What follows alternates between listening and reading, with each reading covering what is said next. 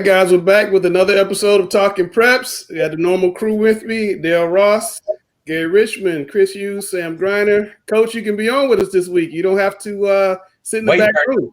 I don't have to wait 30 minutes. We have as our special guest this week, former Governor Pat McCrory, 74th Governor of North Carolina. You were mayor forever, 95 to 2009 in Charlotte. You also on the Homeland Security Council. How are you, sir? I'm doing well. Thanks for having me. I'm actually at Lake James outside of Nebo, North Carolina. I'm going to get away from Charlotte for just a bit and enjoy the prettiest lake in North Carolina, right below the Linville Gorge. It's absolutely beautiful up here. Dale, I see you not. You know this? I've fished the river many times that feeds in, the Linville River. Oh, yeah. It's one of the best secrets in North Carolina. So I'm going to go swimming right after we finish this. So okay. I need to get in shape. Well, we want to get your thoughts on a few things. First, if you were still governor, if you were still in Raleigh, what do you think your plan for opening North Carolina would look like? And do you think we're going about it the right way? I think the only criticism I have of not just North Carolina, but all the other states, I think after the first 2 weeks, everyone was doing it right. But once we got the statistics from Washington State, it was pretty apparent that over 80% of the fatalities of this tragic virus were directed toward the elderly, and most of the elderly with pre-existing conditions. So I would put 80% of the policies directed toward protecting the elderly, especially the nursing homes, and the workers who work within those nursing homes, and also the hospitals and their workers, because that seems to be where the most fatalities are currently happening in every state. North Carolina is following the exact same pattern. And I would probably put a stronger quarantine on them as opposed to putting a quarantine on the entire industry. I think the only other issue related to this, there are many issues we can spend a long time on, and that is that picking winners and losers on what industries can open or not open needed to be more transparent on how those decisions are being made. And there's still a lack of transparency in that decision making because you're impacting a lot of lives on closing certain businesses and, over 10, under 10. Hotel rooms right now can't have over 10 people regardless of the size of the ballroom, which makes no sense whatsoever. And there are details like that. I think we could have had more transparent communication with the public regarding that decision-making capability. I think the big issue in the long term is who's going to have the authority and power to actually make these decisions. Usually executive authority is really meant to be a week to 2 weeks. And now we're in our third month and all that power in one individual in all 50 states, especially if it's not transparent decision-making, is now being ignored. And people are bypassing that authority, even during the riots and protests that we're seeing during this past week. And if you overplay your hand in any executive authority, then that could cause long-term damage and future emergencies. Well, that kind of plays into a follow-up question I had. Who would be on your power committee? Who would be part of your advisory committee if you were handling this? And how would that, particularly with reopening North Carolina schools? Well, first of all, I don't think you can just have government people. In fact, it's kind of ironic. I could play a little devil's advocate. Every government job was determined essential. And they were making decisions for non-government people in the private sector and nonprofit sector about which were essential jobs. So I think the people that would help make those decisions, first of all, you probably would need to include some other members of government, the Council of States in North Carolina, and some members leadership in the legislature. But I would also include members of manufacturing, members of the travel and tourism industry, members of the major sectors, the 5 or 6 major sectors of business, both nonprofit and profit, and also have at that table secondary education and K through 12 education. So, I'd probably make it about 12 people representing sectors of business, And one of those sectors of business has got to be small business entrepreneurial. Governor McCrory, It should be public, by the way. Those meetings should not be privately held meetings, but I think those are the kind of discussions where the people need to hear those discussions on what you shut down or not shut down. Governor McCrory, you sound like you got a little bit of experience with this. Are the rumors true? Are we going to see you run for office coming up? I don't know yet. And I'm giving a very honest answer about that. I served 6 years on the Charlotte City Council. I served, 14 years as mayor and then 4 years as governor. I loved every minute of it, of city council, mayor, and governor. And I do feel like there's a calling of public service. But I also have to look at other factors of family. And so I'll be weighing that sometime probably next year. But it's a huge decision. I mean, I've run, 3 statewide campaigns, and it's very wearing physically, emotionally, and financially. So, but I'll continue to be a sounding board, and hopefully now, as I've gotten more wisdom and age, I can provide some sort of relevance to some tough decisions that are having to be made in our city, our state, and our country. And I'd like to continue to be relevant in that way now that I'm the one with the experience of both successes and problems that I had. One more question for you as a follow-up. Being a teacher and a coach, what kind of message, you're so well-spoken, what kind of message do I need to tell my students and my athletes going forward due to the circumstances with the virus? Well, I think not only just with the virus, but also with with this current terrible tragedy and abuse that occurred in Minnesota. I think what we need to do as teachers, and we're all teachers, and I have my teaching degree from North Carolina, by the way, out of Catawba College. I think we need to teach the new generation, put some benchmark related to other historical events so people can see the events that are going on even tonight or last night in Washington or in Charlotte or Raleigh, and put that in perspective into other types of events. I don't think the next generation is being told, well, how does that compare to 1968? How does this compare to the economy compared to 1929? How does it compare to World War I, World War II, the virus of 1918, which hit Charlotte very hard at Camp Green, where many, many soldiers died of a terrible, terrible pneumonia and pandemic in 1918 in Charlotte.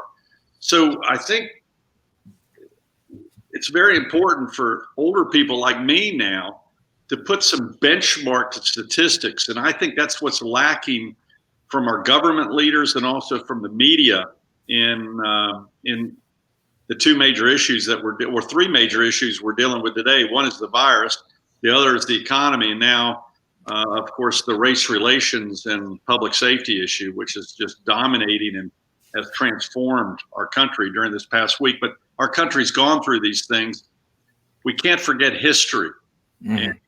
And so I would tell you as a teacher, put it in perspective of other historical events, not just in the United States, but also in other countries. I'm reading a book on Berlin right now, The Fall of Berlin, where the Soviets took over Berlin. And the death and the human monstrosities that occurred during that period of time in World War II. I'm reading this book and I'm going, my gosh, compare that 1945 time period to today. There's no comparison. And we've got to be careful that the 24-hour news cycle doesn't escalate things in comparison to past history. Governor, I want to thank you for coming on with us. And as we're looking to reopen, one of the questions a lot of people are wondering is, what is your thoughts on masks and a reopening strategy? I think masks ought to be a part of it. Although I think we also shouldn't. One of the hesitations is I've read the health experts just 2 months ago were hesitant to recommend masks for several reasons. One was it would give people overconfidence that that's going to protect them. And the second reason is most of us are going to misuse them. Take them off, put our hands on our face. And I'm seeing a lot of people misuse gloves. I mean, gloves aren't going to do you any good if you don't. I mean, if you see doctors and nurses, they take off the gloves constantly and don't reuse them. So I think it's wise to use masks at the appropriate time, but I also think we need more education on the mask. The mask is more to protect someone else from me, not the other way around. And I think there's some misinformation on that. But I think masks ought to be part of the plan, one of many parts of the plan in the future. I agree with you on the masks. So we're looking to restart our economy. And my question is about, who do you listen to? Do you listen to scientists, people from business, and how would you balance that? One thing I've learned in my time in leadership was you don't listen to any one group at one time. You listen to varying groups together at the same table. So I listened to health experts in one silo. And by the way, you can't just listen to the virus health experts either. At that same table, you need to hear the input of people being impacted by suicide or domestic violence or alcoholism, which is kind of ironic. We kept all the ABC stores open during the shutdown while closing clothing stores, which people see that hypocrisy.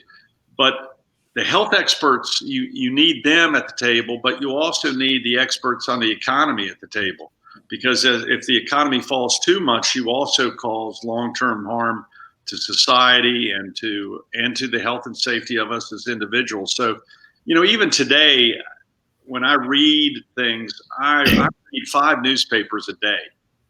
And I still read books about the history. Like I'm reading a book on Stalingrad and Berlin right now to continue to educate me about the history so we can make the right decisions about the future. And I don't just watch Fox. I watch MSNBC, I watch CNN, I watch PBS. I watch many different, I pull up the Huffington Post, I pull up Drudge Report, I pull up Breitbart.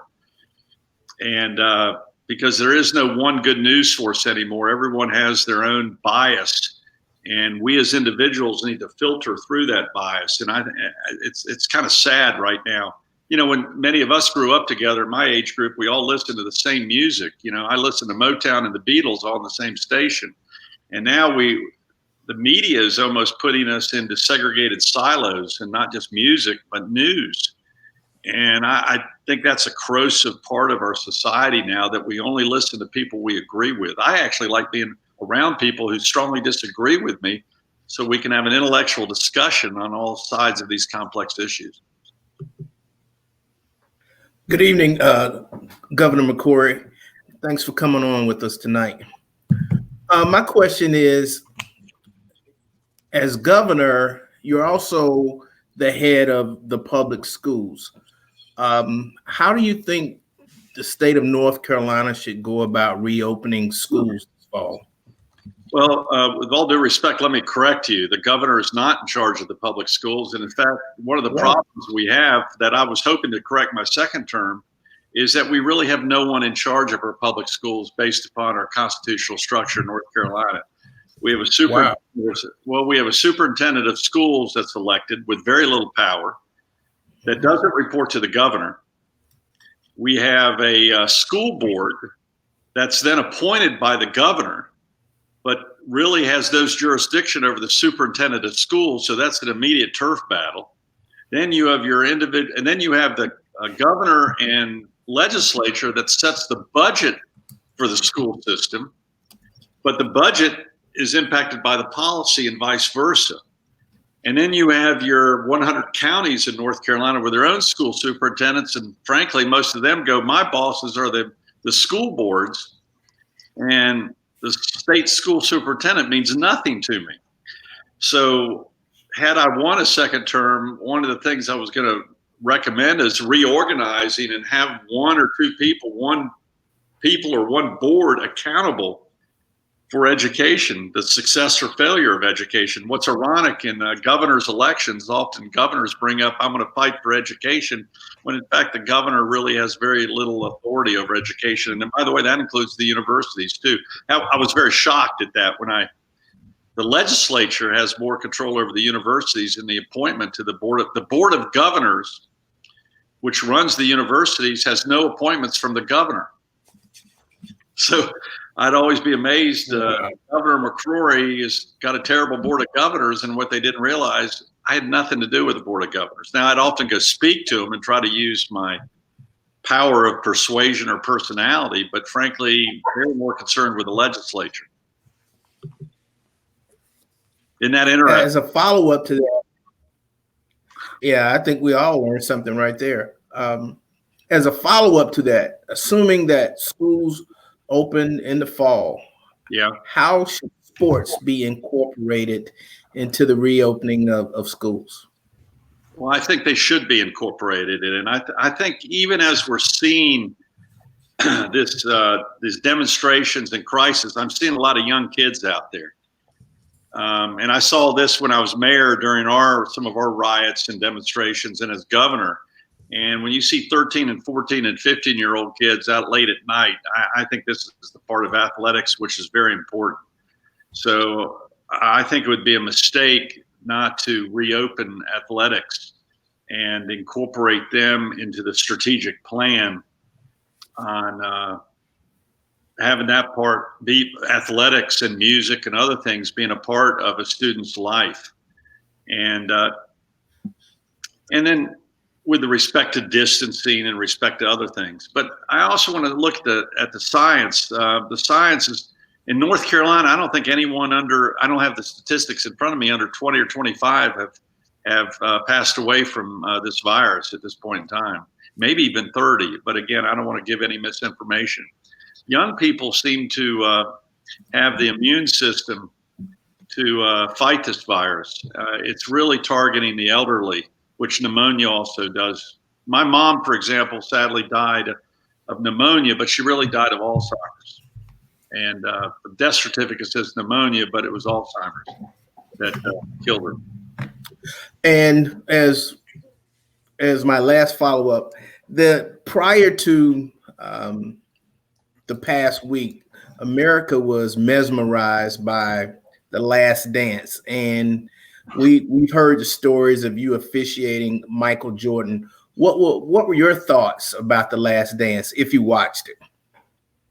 Oh, I watched every episode. I've probably seen it 2 or 3 times, in fact. Yeah, I refereed. I was a basketball referee, high school basketball referee between 1978 and 89. And also during that time, I did some small college ball, but I used to do the ACC barnstorming games where players would make a little money after they left school. And I refereed Jordan at A.L. Brown High School in Kannapolis, and I called traveling on him. He and I, last couple of times we saw each other, he was still complaining about the traveling call. And I said, you traveled every time you moved your pivot foot. But I thought it was a good behind the scenes look. The language was kind of tough. I watched it on ESPN, but you know, that's the way it goes. But you know, Jordan's a part of history now, and it's good that kids see. I kind of wish we now talk about, I think the one basketball player that's forgotten that probably had the biggest impact on society is Bill Russell. I'll never forget when Bill Russell, Lou Alcindor, Muhammad Ali, previous Cassius Clay, and Jim Brown. Yeah. To me, there needs to be a special on those 5 or 6 individuals that I thought took enormous political and financial risk. Jim Brown, and heck, Lou Alcindor was still a college student at the time. I mean, that's when you look back, that's the history. I grew up in that time, and now I look back. Gosh, Jim Brown risked his whole acting career, and Bill Russell. People forget that Bill Russell coached championships, and I don't know why he's not in the conversation more as being one of the not only the greatest players, but why he played, he coached. So I wish the players would about the history. By the way, players like Jerry West too, and others, that is the symbol, the logo of the NBA. I will say this too. The one thing I'm disappointed in the NBA about is, while they've got involved in other social issues, I was very disappointed that they remained silent on China. And the reason they did is because they have an economic interest in China. So I did not see a lot of courage of a lot of the NBA players, especially in sort of the Hong Kong protesters, as I'm seeing for these protesters now. But the Hong Kong protesters, this China situation, serious, but there's a lot of money for the NBA and the players to be made in China. And right now they're selecting money over an authoritarian country. Yeah.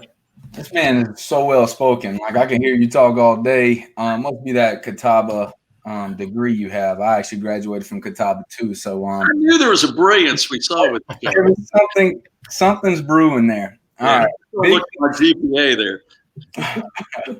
Big question is, all right, we're coming back to sports. Hopefully we get to play games. The big question is, will fans be allowed, you think, back into the stadiums, back into wherever they want to view the games that are being played? Because think about it, high school sports really are heavily weighed on by football, taking in a lot of money from the gate and being able to use it throughout the other sports. So if that doesn't work out, I know we got to stay safe. Do you think the budget could change for high schools and they get a bigger budget if they can't have fans and things like that? Well, again, this is where we go back to the science, which I don't think is being talked enough about. And the science is showing the people that are most harmed by this terrible virus is the elderly, old people like me too, 65 and over. I'm 63 now.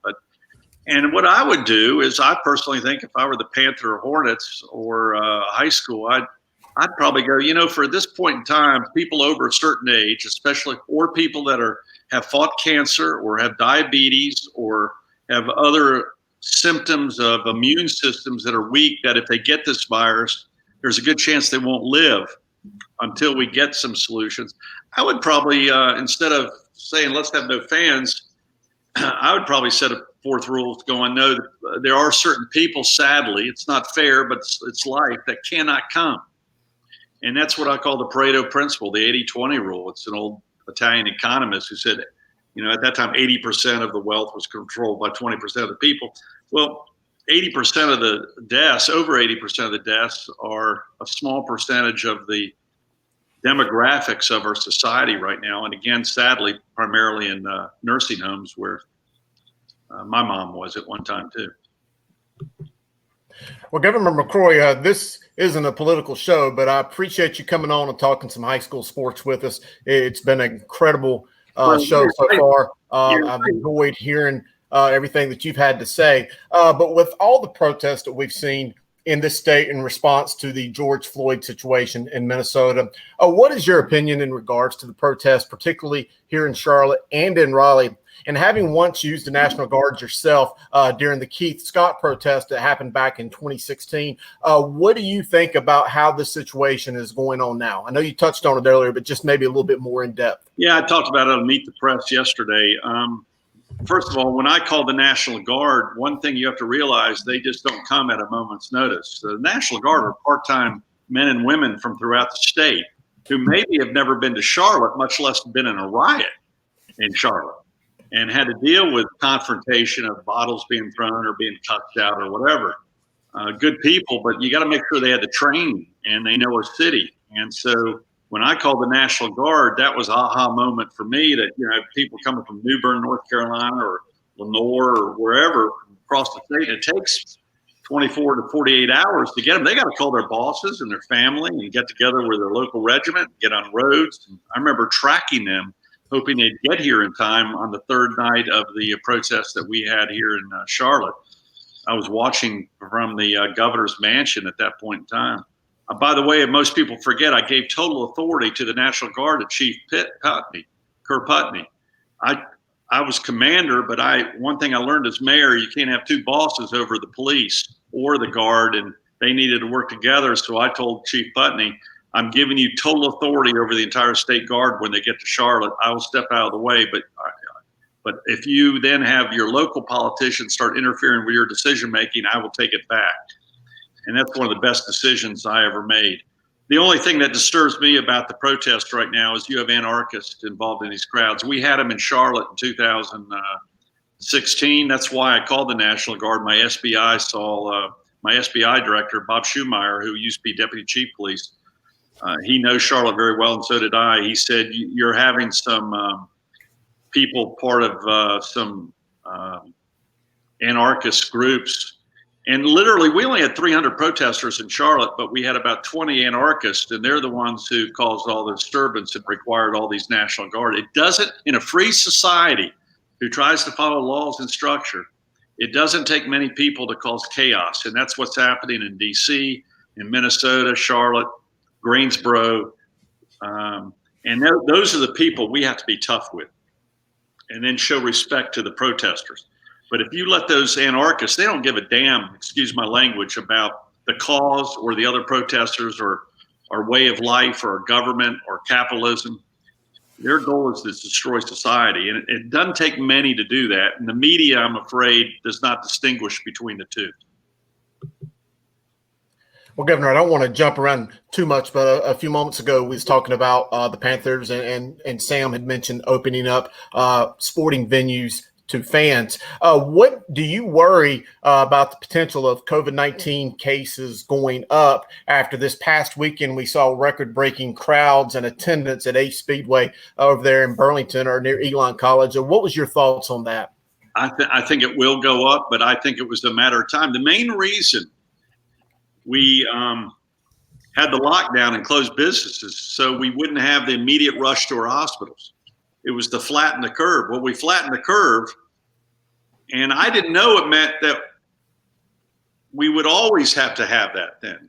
So I think, frankly, and this is to be debated. I have a nephew who's an emergency room doctor. We get debates about this, and I have another doctor friend. There's not agreement on this, but frankly, I think everyone under 65 sooner or later is probably going to get this virus, and we'll have antibodies to deal with it. And the people we got to keep this virus away from are the elderly or those with pre-existing conditions. And those are, again, the diabetes. People that are extremely overweight, too, are susceptible to this disease. And then I've got a couple of friends fighting cancer right now. I mean, I call them up every night, and I said, I'll kill you if you step out of the house. Well, Governor McCrory, it's been my pleasure to speak to you. Now, we've kind of hit you with a lot of political questions, and this is a high school sports question. And I wanted to ask about your just being a high school football, basketball, just a sports fan in general. I know you went to Ragsdale High School, and then when you graduated, Coach Richard Kemp had some incredible teams. The Tigers were really good. And I believe it was your senior year. You guys went 13-0-1 and tied with East Bladen for a championship. And I just wanted to get your recollection of what you thought of high school sports as a youth growing up. And even as the governor, how in tune were you to high school sports and football and basketball and everything on through adulthood? Well, I've never told anyone this. I played Pee-wee football, junior high football, and JV football. And then my JV varsity team, I knew I wouldn't be starting. I was very small. I was 5'6", 5'4" in high school. I didn't grow until college. And my biggest regret in life is not trying out for the football team that year. I think I went to the beach instead. I was interested in girls. And it's my biggest regret. One of my biggest regrets is not being on that football team. My brother was starting end on that football team. And Kemp was a great coach. I ended up running for student body president and got into government. I guess that was the beginning of my downfall. And but I played high school tennis. I started a tennis team at Ragsdale, and I played college tennis for a couple of years. But sports is an outlet, and you know it's great seeing more girls and women in sports too. I think it's so good. For society, that I think the dilemma is going to be is the affordability of sports, and universities are going to be in a tough financial shape right now. And you're seeing schools like Appalachian State already dropping sports. And I think if I were the ACC commissioner right now, I would probably, to save money, confine sports travel for the minor sports to say North and South Carolina, like the old ACC, But to take teams all the way up to Syracuse or to Florida under these financial conditions would be pretty tough. But I'd make some interconferences within these large conferences that are primarily really set up for basketball and football. And so you have a lot of inefficiency in the sports. High school sports, I think, are extremely crucial. I wish everyone in the school could play a sport. And but the only other dilemma, we do have to focus on academics. I'm a godfather of a young man who's an excellent football player in Mecklenburg County, and he's a rising senior, has a chance for a scholarship. But, every week I'm calling him up, knowing the odds of him succeeding in professional sport. Are you doing your homework? Because the odds, I think the only danger we have as coaches, you have to tell these kids, sports is a hobby. It's a game.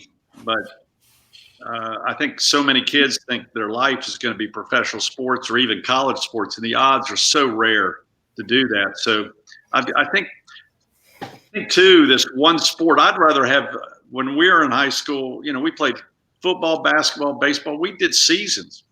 And I think one thing we've lost is where you have to be focused on one sport.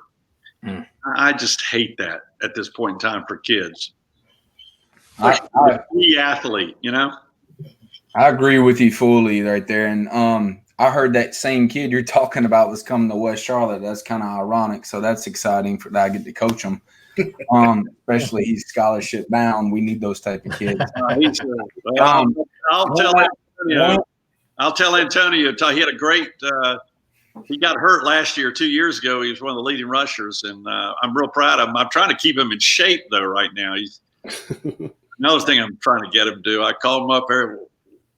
I went through football with him. We didn't have a park to throw football, so we went in some gravel parking lot 2 weeks ago off of Sunset Road, and this is where I was very upset about the parks being closed, because the parks being closed hurt the poor people in Mecklenburg County. It was one of the worst decisions made because we could not drive. I wanted to go pick up my godson, and we could not drive to Freedom Park or another park to throw football. So we had to go find a field. So you would not have done that if you were governor. You would not have done that. Was made right there.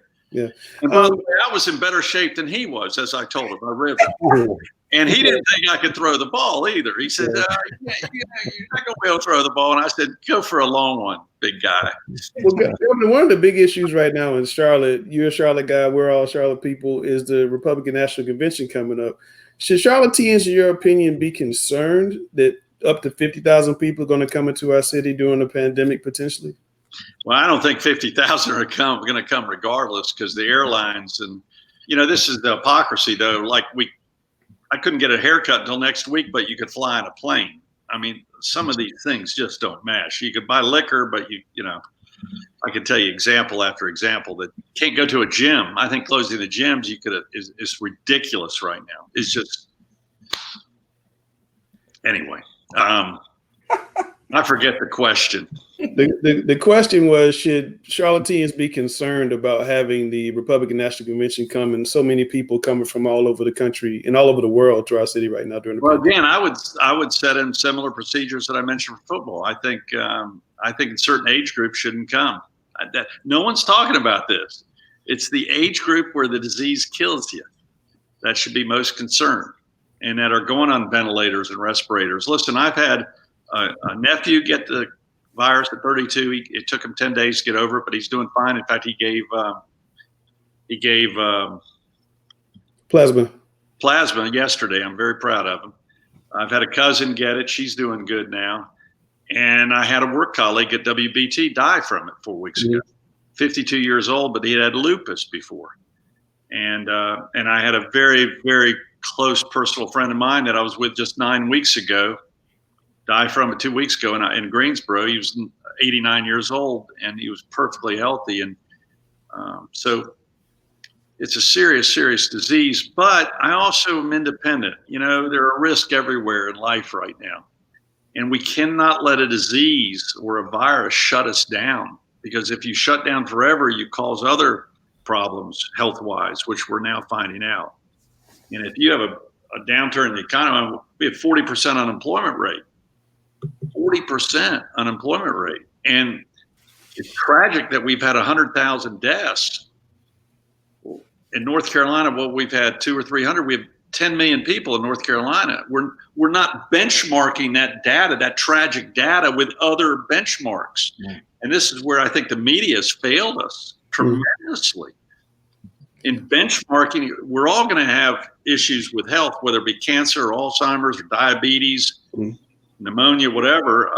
And we've got to compare this to other rates of sickness and death and cost. And there's absolutely no benchmark. It's almost like it's the virus of the month, like we do, athletes of the month, and then we forget about it. Final question. I want to put you back in the governor's mansion again. How would you help the state heal from COVID-19 and these race relations problems we're having right now in our state? I think we just need to, like we're doing now, just have direct talk. Don't attack anyone. Don't call anyone names. Benchmark against historic past and give some aspirations of where we want to go in the future. And all of us put peer pressure on anyone who believes in violence. I grew up listening to Martin Luther King, and I was in my teenage years when he was tragically shot down. He spoke against nonviolence with people who wanted violence. And right now there needs to be peer pressure against that small group of people that want to bring chaos to a world that is false. We're an imperfect nation, just like we're imperfect human beings. And with an imperfect nation, you have to recognize your faults and build upon them, but we'll never be perfect. We'll never be perfect. We're always going to have some imperfect police officers. We had them when I was mayor. We had them when I was governor. And we're going to have them for future governors and future presidents. But we want to reduce that risk. But we have to understand reality of each of us have these fallacies, physical, mental biases, and we have to work against them. But I think we're kids right now protesting assume we'll be a perfect union. It will never be a perfect union, but we can be the most perfect union around. Like as an individual, every one of you have imperfect things. You all have faults. I have many faults that I won't tell you about, but the goal is to improve upon them. And that's where I think you as teachers and athletic directors, you see certain faults in a person be able to move to the right or the left or to dribble or whatever.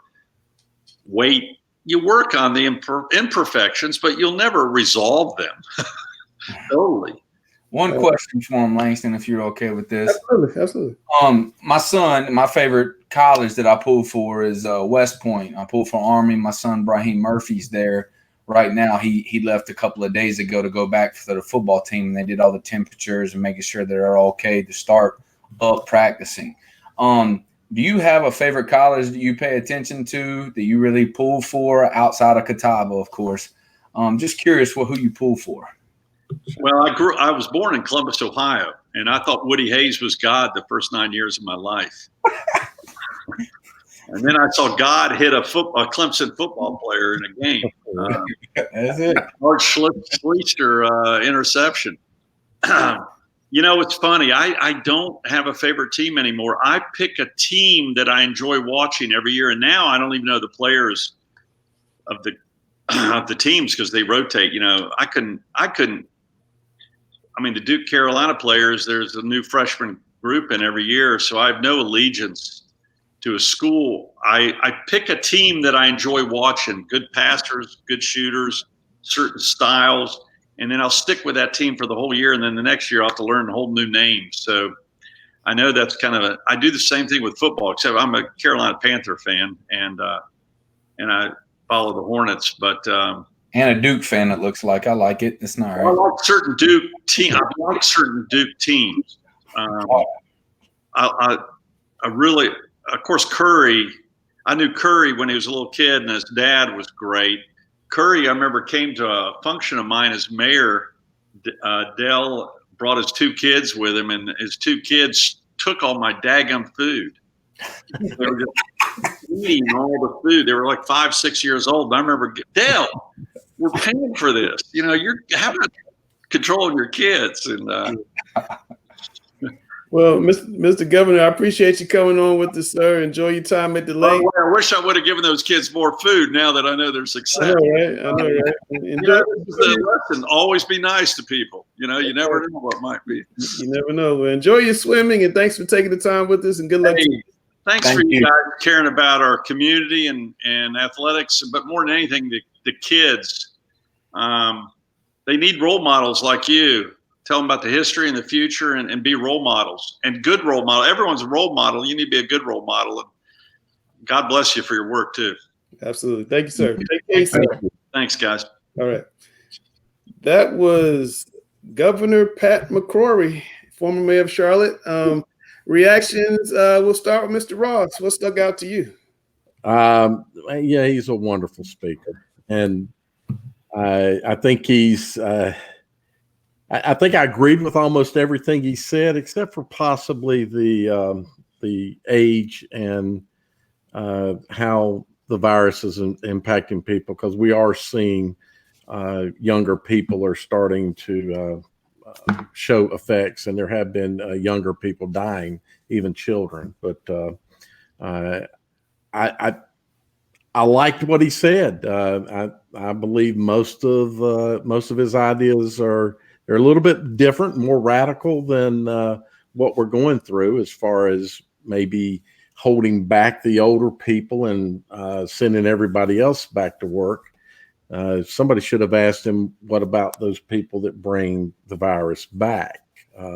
That's one of the things I was trying to get him to talk about when I asked him about the RNC convention that they're trying to have and bring in 19,000 people to the arena, and certainly thousands more outside. Gary, is that something that bothers you, that many people would come to your town? It didn't seem to bother him very much. Yes, I'm on the conservative side when it comes to this disease. You know, when he talked about who you're going to let in a high school game. High school sports, you know, it's very family oriented, and you're not just bringing the parents of the kids. You're bringing the grandparents, the uncles and aunts, and the community. And you know, to say, well, you can't come because of your age, like Dale said, that's kind of radical. But Gary, what if the option is nobody comes? So you have one, or you have to have a huge spacing, and only a third of the fans or so can come. So what's the balance there? Well, to me, if you're not going to have fans for high school sports, there's no need of having sports. Because you know, I think Sam asked him about where's the funding going to come from. Or is the government willing to give extra funding to make up no attendance? And I'm almost 100% going to say no, they're not going to be willing to do that, because the states are going to be running a deficit to begin with, because of the lack of tax revenue over the last 2 months and into future months. So to me, if you don't allow fans in, what's the use of playing? Okay, the NFL is talking about maybe 20% capacity of stadiums. So 20% of a 4,000 seat high school stadium is about 800. That's 400 fans aside, Chris Hughes. Who gets to decide, Mr. AD Chris Hughes, Mr. State Director Chris Hughes? Who decides that you can get in or you can't get in? Because somebody needs to get in because we need the revenue. Is that right? Well, you do need the revenue, and I think it's going to kind of go back to how principals choose who get to go to high school graduations when the venues are small. I think the priority has to go to the parents, the family, the immediate family of those players. And then from that point out, I would say the families of the coaches and the faculties of the school and the people who were most involved and invested in those teams and those lives and those schools. But on the other hand, you know, you're right. You're going to have fans. Someone's going to be left out. So there's going to be people who are unhappy, and the schools may even be the biggest. Well, they will be the biggest loser because they rely so heavily on those monies, not to contribute just to football, but to tennis and to basketball and even academic programs. And, you know, everyone's going to lose in that situation. But, you know, I want to fans in the stands to support the kids, but it's just how we do it. I'm not smart enough to make that decision, but obviously there's got to be some kind of limitation. But Coach Griner, we do have a sort of experience in doing this, because when your football team goes to the playoffs and you're playing at school wide, they give you X number of tickets. So we already have a situation where everybody doesn't get in. Can we apply that type of thing to a regular season game? Yes, I think you can. What you'd have to do is you'd have to create an email probably like on a Monday going in and say, hey, you get to have so many people come to this game, and you got to fill it out as a roster kind of format. And you go to each player, he might get 4 people and say he don't want to use 4, but he's going to give his other 4 to someone else. That's a way you can do it, where you only limit to 400 people or whatever the case may be. I hope that we're all able to get to where everybody can just come to the games. But I know that, Del Ross will tell you, like, this disease is serious, and I believe that. I really do. But I just think if we're vegan, we're okay. We won't have to worry about the virus. We're fine. But, I would love to see – it's something when you look into the stands and there's people roaring, it changes your life forever. And you can only do that in sports sometimes. It's an amazing thing. It's an amazing feeling. You'll never forget those moments, and I hope that we're able to do that somehow, some way. I couldn't agree with you more, Sam. And, I remember those feelings back as a coach and back in high school and even as a media member, going into a huge stadium before a big game. You can tell when the environment's huge. But, it just brought me to this thought, Langston, when you brought up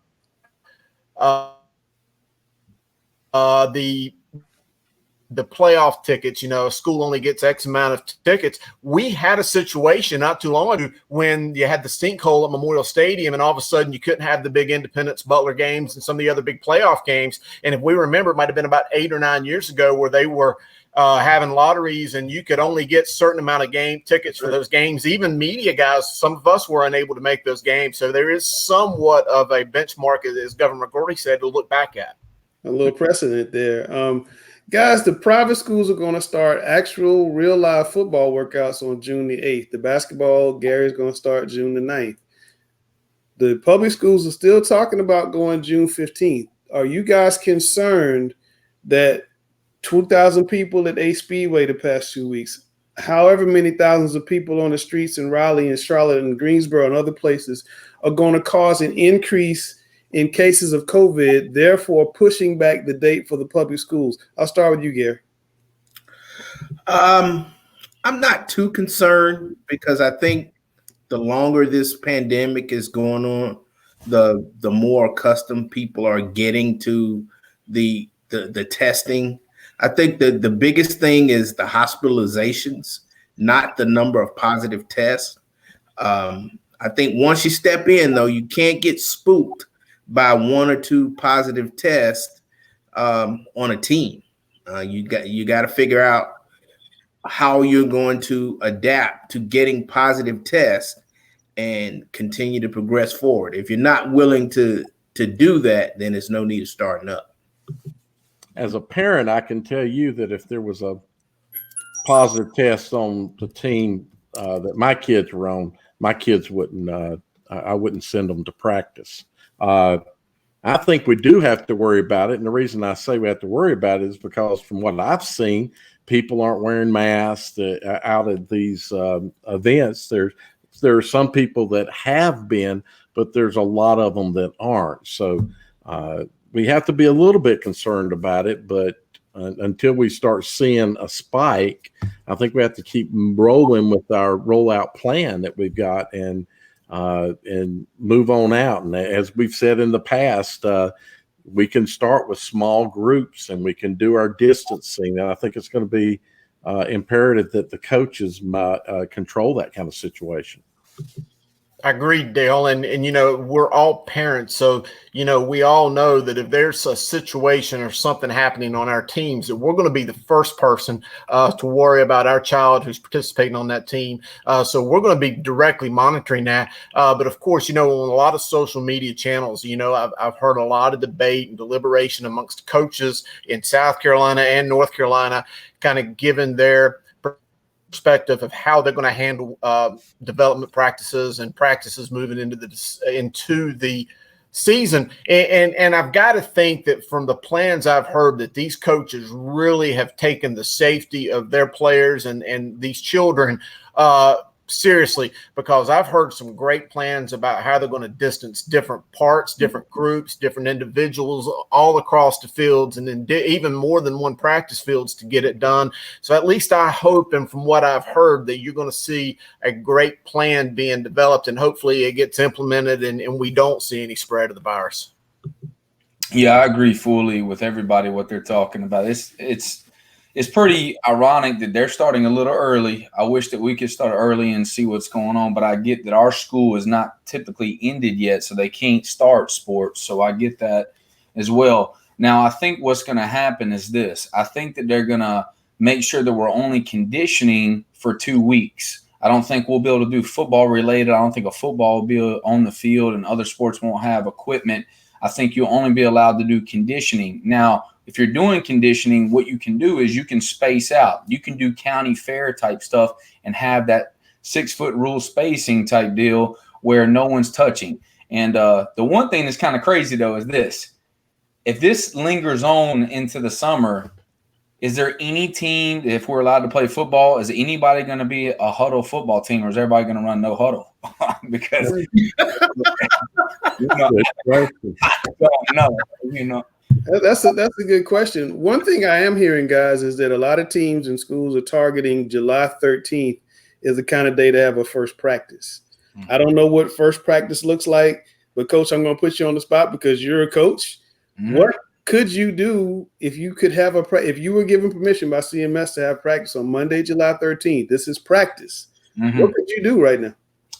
That'd be very helpful for us because we can implement the scheme. You know, being a new coach, the verbiage is different. They're not used to what we're going to be using this verbiage. In the past, they have a totally different deal. So that's the whole key. Football's football, but how you communicate the football is the key. You got to base everything on rules. You have certain things you have to get accustomed to as a team, and it takes a little bit of time. So if we're able to start in July actually doing football stuff and actually run practice, then I think we can easily be ready before game time come August. I agree. And I'm sorry, you called me there to check out my phone. I agree. And I think that we will be ready come August. Now, the athletic directors had some meetings this past week, and they were really concerned, really not the football aspect of it, but, you know, how they're going to handle the water dispensing and making sure that all of the training elements and balls and just making sure that everything's clean. So I like that they've got a plan for trying to keep everything as not sterile, but at least as sanitized as possible. So, you know, you limit as many opportunities as possible for that virus to spread. And, you know, there's no foolproof methods. I mean, there's somehow or the other, I think the virus will spread. I think it's inevitable. But if you limit it to just do everything you possibly can do, I think that's all we can do. Well, one thing I think we've overlooked, we're talking about the safety of the kids that we hadn't thought about. What about the safety of the coaches? You know, most coaches, especially head coaches, are older. Yeah. And they're probably more predisposed to have some type of underlying condition. Everybody but Sam, of course. Now, Sam's a 25-year-old vegan that's like in perfect health and perfect weight and, you know, just Adonis over there. But you take a football staff, say 10 coaches, and you look at probably half of them are going to be over 40, 45 years old, out of shape. And they're going to be responsible for being around these kids for 2 hours a day. The kids go home or the kids are asymptomatic.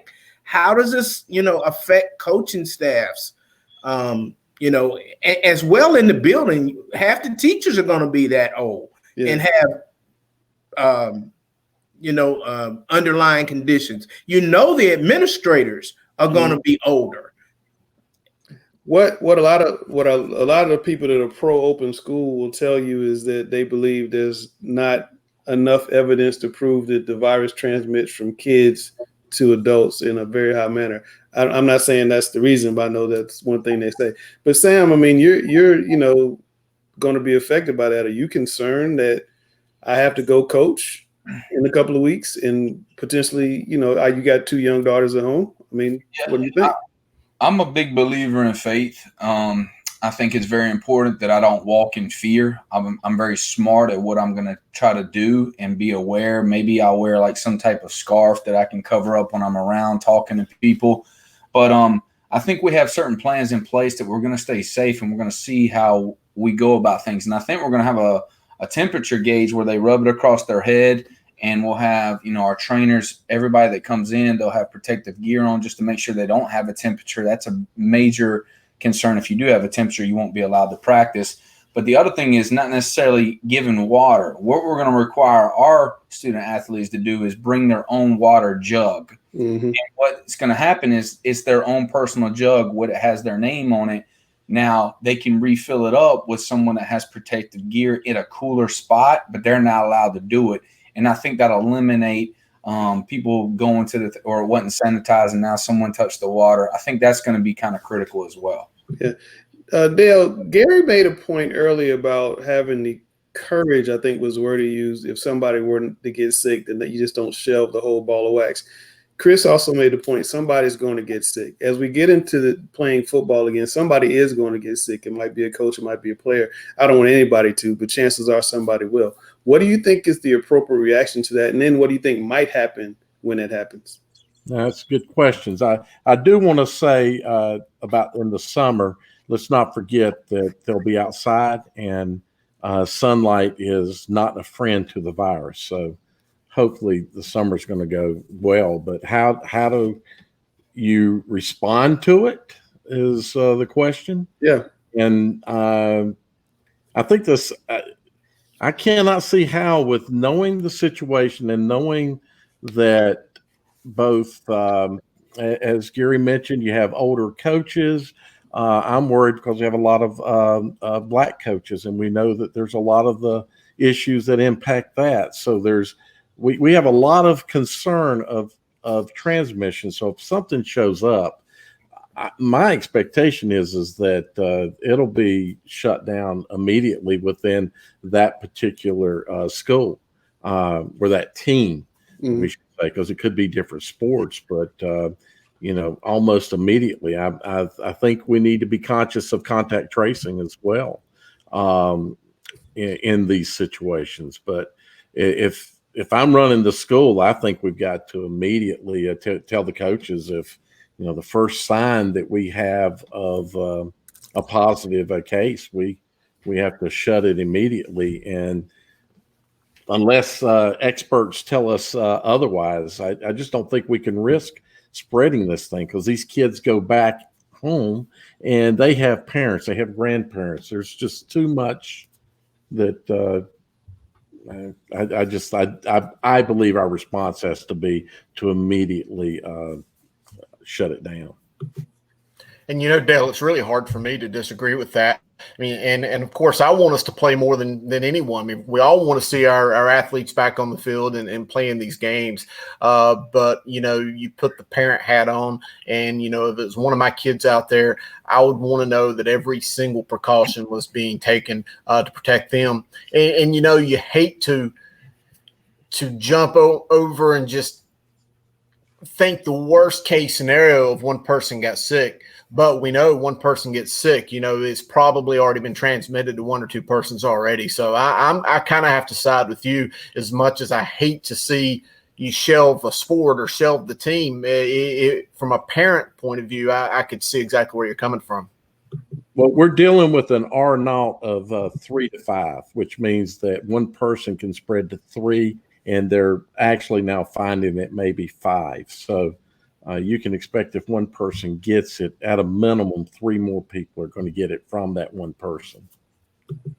Yeah, I'm hoping we're able to turn the page on the virus hopefully soon, due to the circumstances with George Floyd. Going back on that a little bit, I mean, watching that, I feel so sorry for the family that was involved with that. I don't know how else we can speak on that. I'm not involved in like they were in that situation. I couldn't imagine watching that. And to the cop that did that, it's completely wrong. He deserves to get justice for what he did.